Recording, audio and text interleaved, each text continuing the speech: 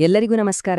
ನಾವು ಉಸಿರಾಡೋ ಗಾಳಿ, ನಾವು ತಿನ್ನೋ ಆಹಾರ ಯಾವುದು ಇದನ್ನೆಲ್ಲ ನಿಯಂತ್ರಿಸ್ತೆ ಅಂತ ಎಂದಾದ್ರೂ ಯೋಚನೆ ಮಾಡಿದ್ದೀರಾ? ಉತ್ತರ ಸಿಂಪಲ್.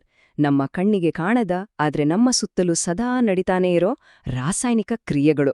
ಬನ್ನಿ, ಇವತ್ತಿನ ಈ ವಿಶ್ಲೇಷಣೆಯಲ್ಲಿ ಆ ಅದೃಶ್ಯ ಜಗತ್ತಿನ ರಹಸ್ಯಗಳನ್ನ ಒಟ್ಟಿಗೆ ಸರಿಭೇದಿಸೋಣ.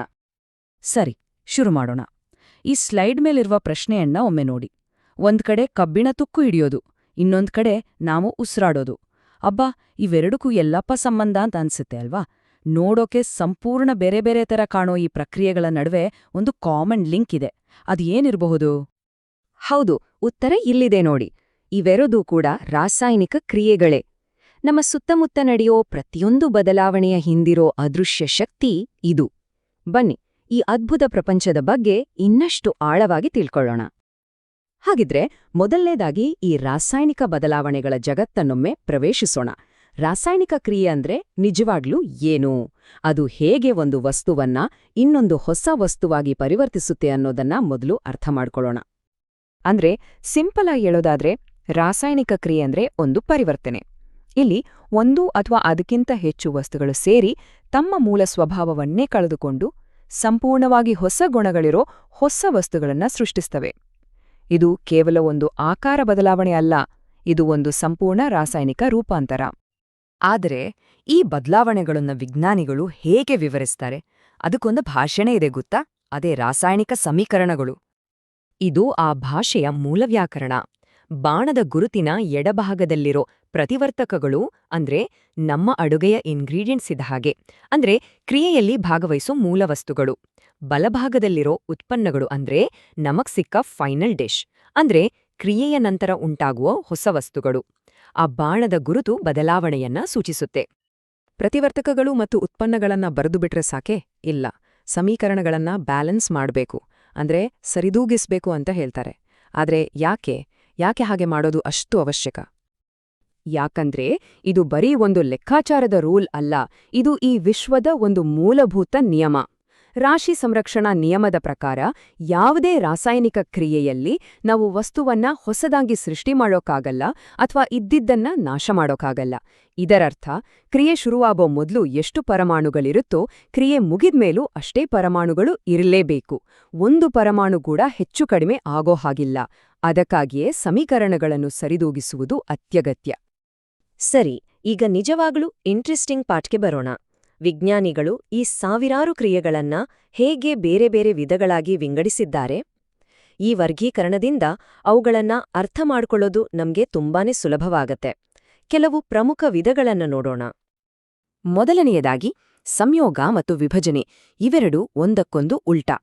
ಸಂಯೋಗ ಅಂದ್ರೆ ಎರಡು ಅಥವಾ ಹೆಚ್ಚು ಸಣ್ಣ ಸಣ್ಣ ವಸ್ತುಗಳು ಒಟ್ಟಿಗೆ ಸೇರಿ ಒಂದು ಹೊಸ ದೊಡ್ಡ ವಸ್ತುವನ್ನ ರೂಪಿಸೋದು, ಒಂದು ಟೀಮ್ ಕಟ್ಟಿದ ಹಾಗೆ. ಆದ್ರೆ ವಿಭಜನೆ ಅಂದ್ರೆ ಅದಕ್ಕೆ ತದ್ವಿರುದ್ಧ. ಒಂದು ದೊಡ್ಡ ವಸ್ತು ಒಡೆದು ಸಣ್ಣ ಸಣ್ಣ ಪೀಸಾಗೋದು, ಅಂದ್ರೆ ಒಂದು ಟೀಮ್ ಒಡೆದ್ಹೋದ ಹಾಗೆ. ಸ್ಥಾನಪಲ್ಲಟ ಕ್ರಿಯೆಯನ್ನ ನಾವು ಒಂದು ಸಬ್ಸ್ಟಿಟ್ಯೂಷನ್ ಗೇಮ್ ಅಂತಾನೂ ಕರೀಬಹುದು. ಇಲ್ಲಿ ಜಾಸ್ತಿ ಪವರ್ಫುಲ್ ಅಥವಾ ಹೆಚ್ಚು ಕ್ರಿಯಾಶೀಲವಾಗಿರೋ ಧಾತು ಒಂದು ಸಂಯುಕ್ತದಲ್ಲಿರೋ ಕಡಿಮೆ ಪವರ್ಫುಲ್ ಧಾತುವನ್ನ ಅದರ ಜಾಗದಿಂದ ಕಿಕ್ ಔಟ್ ಮಾಡಿ ತಾನು ಆ ಜಾಗದಲ್ಲಿ ಕೂತ್ಕೊಳ್ಳತ್ತೆ. ಇಲ್ಲೊಂದು ಕ್ಲಾಸಿಕ್ ಉದಾಹರಣೆ ಇದೆ ನೋಡಿ. ಕಬ್ಬಿಣ ಅಂದ್ರೆ Fe ತಾಮ್ರಕ್ಕಿಂತ ಅಂದ್ರೆ Cuಕ್ಕಿಂತ ಜಾಸ್ತಿ ರಿಯಾಕ್ಟಿವ್. ಸೊ ಅದು ತಾಮ್ರದ ಸಲ್ಫೇಟ್ ದ್ರಾವಣಕ್ಕೆ ಹೋದ ತಕ್ಷಣ ನೀನು ಜಾಗ ಖಾಲಿ ಮಾಡು ಅಂತ ತಾಮ್ರವನ್ನ ಹೊರಗಟ್ಟಿ ತಾನು ಅದರ ಜಾಗದಲ್ಲಿ ಕೂರುತ್ತೆ. ಆಗ ನಮ್ಗೆ ಫೆರಸ್ ಸಲ್ಫೇಟ್ ಮತ್ತು ತಾಮ್ರ ಸಿಗುತ್ತೆ. ಇನ್ನು ಶಕ್ತಿಯ ಆಧಾರದ ಮೇಲೂ ಕ್ರಿಯೆಗಳನ್ನ ವಿಂಗಡಿಸಬಹುದು. ಅಂತರುಷ್ಣಕ ಕ್ರಿಯೆಗಳು ನಡೆಯುವಾಗ ಅವು ಸುತ್ತಮುತ್ತಲಿನಿಂದ ಹೀಟನ್ನ ಹೀರ್ಕೊಳ್ತವೆ.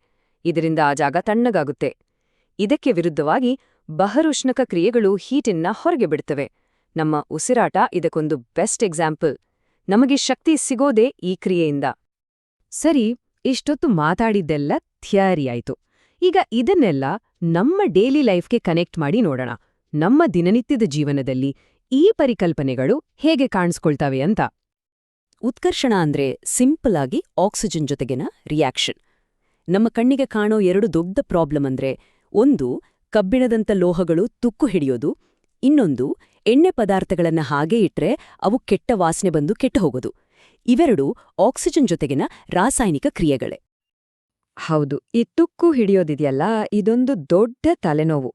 ಹಾಗಿದ್ರೆ ಈ ಅನಗತ್ಯ ರಾಸಾಯನಿಕ ಕ್ರಿಯೆಯನ್ನ ನಿಲ್ಲಿಸೋಕೆ ಅಥವಾ ನಿಧಾನ ಮಾಡೋಕೆ ಏನಾದ್ರೂ ದಾರಿ ಇದೆಯಾ? ಖಂಡಿತ ಇದೆ. ತುಕ್ಕು ಹಿಡಿಯೋದನ್ನ ತಡೆಯೋಕೆ ಇರೋ ಬೇಸಿಕ್ ಐಡಿಯಾ ಅಂದ್ರೆ ಲೋಹಕ್ಕೆ ಗಾಳಿ ಮತ್ತು ನೀರು ತಾಗ್ದ ಹಾಗೆ ನೋಡ್ಕೊಳ್ಳೋದು.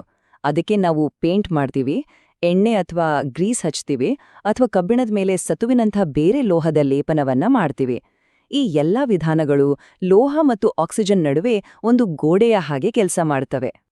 ಓಕೆ, ನಾವು ಎಲ್ಲಿಂದ ಶುರು ಮಾಡಿ ಎಲ್ಲಿಗೆ ಬಂದು ತಲುಪಿದ್ದೀರಿ ನೋಡಿ. ಮೂಲ ವ್ಯಾಖ್ಯಾನಗಳಿಂದ ಹಿಡಿದು ನೈಜ ಜೀವನದ ಅನ್ವಯಗಳವರೆಗೆ ಒಂದು ಪಯಣವನ್ನೇ ಮಾಡಿದ್ದೇವೆ. ಈಗ ನಾವು ಕಲ್ತಿರೋ ಮುಖ್ಯವಾದ ಅಂಶಗಳನ್ನ ಒಮ್ಮೆ ಕ್ವಿಕ್ಕಾಗಿ ನೋಡೋಣ.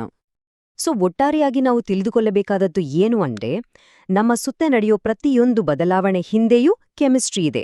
ಅದನ್ನ ಅರ್ಥ ಮಾಡ್ಕೊಳ್ಳೋಕೆ ಈ ಸಮೀಕರಣಗಳು ಅನ್ನೋ ಭಾಷೆ ಬೇಕು. ಮತ್ತು ಈ ಜ್ಞಾನದಿಂದ ತುಕ್ಕು ಹಿಡಿಯೋ ತರಹದ ಪ್ರಾಕ್ಟಿಕಲ್ ಪ್ರಾಬ್ಲಮ್ಸ್ಗಳಿಗೂ ನಾವು ಸೊಲ್ಯೂಷನ್ ಕಂಡುಹಿಡಿಬೋದು. ಹೋಗೋ ಮುಂಚೆ ಒಂದು ಪ್ರಶ್ನೆ. ಈಗ ಈ ಕ್ಷಣದಲ್ಲಿ ನಮ್ಮ ಸುತ್ತಮುತ್ತ ಯಾವೆಲ್ಲ ರಾಸಾಯನಿಕ ಕ್ರಿಯೆಗಳು ನಮ್ಗೆ ಗೊತ್ತಿಲ್ಲದ ಹಾಗೆ ನಡೀತಾ ಇರಬಹುದು? ನಾವು ಉಸಿರಾಡೋದ್ರಿಂದ ಹಿಡಿದು ನಮ್ಮ ಮೊಬೈಲ್ ಬ್ಯಾಟರಿ ಕೆಲಸ ಮಾಡೋವರೆಗೂ ಎಲ್ಲೆಲ್ಲೂ ಕೆಮಿಸ್ಟ್ರಿ ಇದೆ. ಸ್ವಲ್ಪ ಯೋಚನೆ ಮಾಡಿ ನೋಡಿ.